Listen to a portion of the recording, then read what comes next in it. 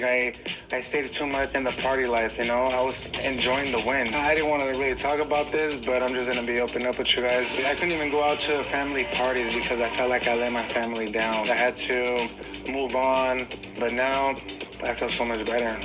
And I know Gerald Miller, too. We're good friends outside of the ring, but inside the ring, it's a whole different game. I'm just focusing on the mission that I need to complete of me becoming a two-time heavyweight champion of the world. And those are the words of Andy the Destroyer Ruiz as he goes live with the Zone and he breaks silence on how he felt and in a different aspect to a certain degree on what happened. You know, we knew he partied too much. We knew he did everything probably too much, you know, and the way he addressed his absence where going out and fighting other people, if you incorporate that in with him not wanting to fight the Dillian Whites, the Luis Ortizes in 2020, the year, you know, shortly year after, maybe explains that. So what I'm getting for Andy Ruiz, yeah, I partied too much and I really didn't want to take any other chances because I was too embarrassed of where I was versus where I ended up. And I say this about Andy. I think Andy should stop living in the past. I mean, that's all he's doing. He's been talking about fucking Anthony Joshua, something that happened over 5 years ago. Okay? 5 years ago, this time 5 years ago, he was the unified heavyweight champion of the world. 5 years ago. But that's a very long time ago now. You know what I mean? And I think what he did, like, yes, he partied too much, he ate too much, he did too much of this and not enough of that. Yes, we know that. Okay? His trainer didn't even know where he was half the time. He was busy doing whatever he wanted to do instead of doing what he did to get there, to get what he got. Okay? So that was that with Andy. And I think Andy is, he's either doing two things. Okay? One, he's either beating himself up. Okay? Or two, he's using this as an excuse on why he hasn't done anything else in his career.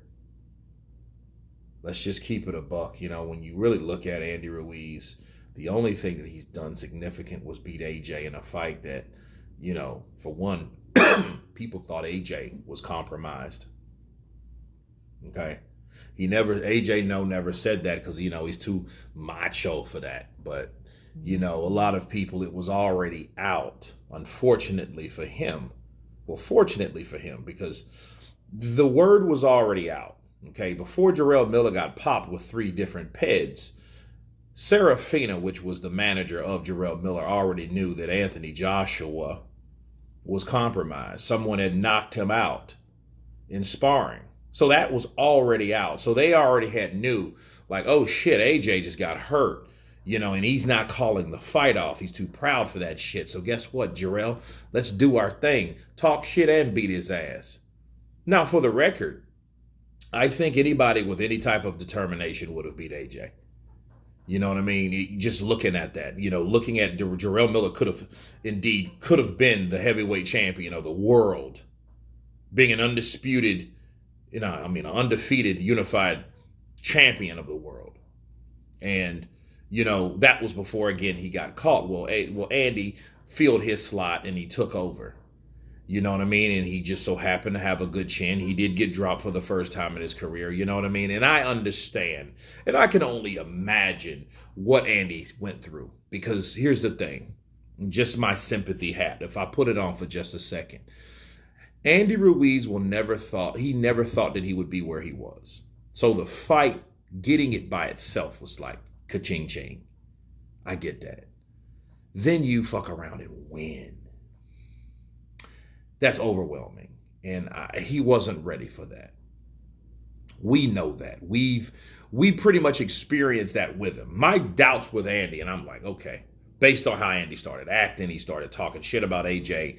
He started criticizing Eddie Hearn. He started criticizing, you know, British fighters and British, you know, backings and officials and stuff like that. I ain't going over there. I'm the champ now and stuff like that. You know, his advisor, Al Heyman, got him more money, twice as much money, really, because I think he made 6 or 7 million and he ended up getting 13 for the rematch.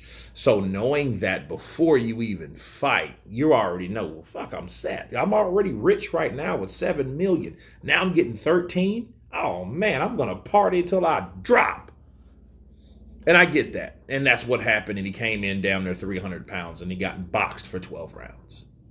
Bars.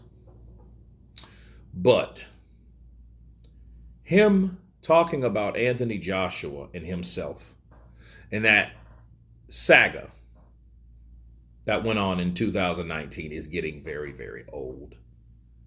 You know what I mean? Because everything and anything new has been stale for Andy Ruiz. It's been like, yo, what else do you have to talk about? Anthony, I want the rematch.